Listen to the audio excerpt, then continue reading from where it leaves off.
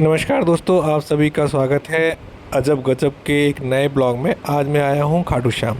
और आज खाटू श्याम आने का एक मात्र उद्देश्य था कि मैं आप सभी लोगों को खाटू श्याम के दर्शन कराऊं और मैं भी खाटू श्याम जी के दर्शन करूं। ये खाटू श्याम जी का शनि मंदिर है जो जस्ट खाटू श्याम के बाहर है। ये यहाँ पर लोग दीपदान करते हैं। दीपदान करने से जो मन्नत है वो पूरी होती है और शनि महाराज जी खुश होते हैं।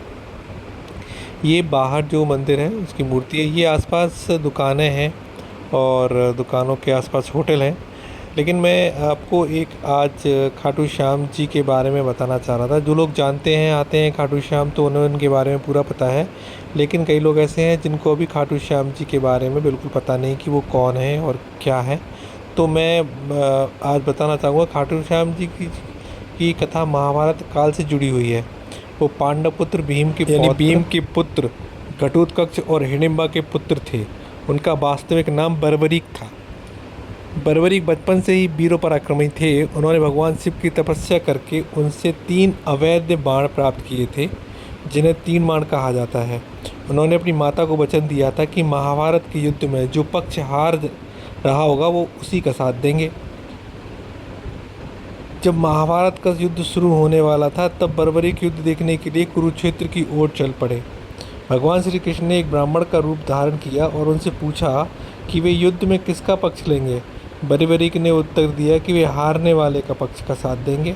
श्री कृष्ण जानते थे कि यदि पांडव हारने लगे तो बर्बरीक कौरवों की ओर से लड़ेंगे और यदि कौरव हारने लगे तो वो पांडवों की ओर से। ऐसी स्थिति में युद्ध का परिणाम निकलना असंभव हो जाएगा। इसलिए श्री कृष्ण ने उनकी परीक्षा लेने के लिए एक पीपल के पेड़ के सभी पत्तों को एक ही बाण से छेदने को कहा।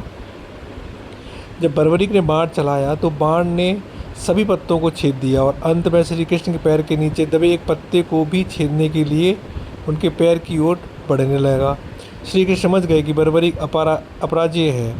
ब्राह्मण के रूप में श्री कृष्ण ने बर्बरीक से दान की मांग की। बर्बरीक ने कहा कि वे जो मांगेंगे वह देंगे। तब श्री कृष्ण ने उनसे उनका शीश मांग लिया। बर्बरीक समझ गए कि साक्षात श्री कृष्ण हैं। उन्होंने अपना शीश खुशी खुशी दान कर दिया, लेकिन एक इच्छा जताई कि वे अंत तक युद्ध देखना चाहते हैं।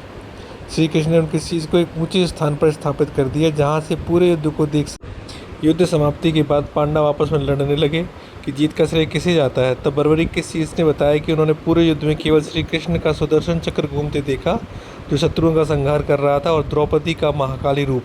श्री कृष्ण बर्बरीक के इस बलिदान से बहुत प्रसन्न हुए। उन्होंने वरदान दिया कि कलयुग में तुम्हें श्याम के नाम से पूजा जाएगा। इसी कारण आज राजस्थान के खाटू में हारी का सहारा बाबा श्याम हमारा के रूप में पूजे जाते हैं। धन्यवाद।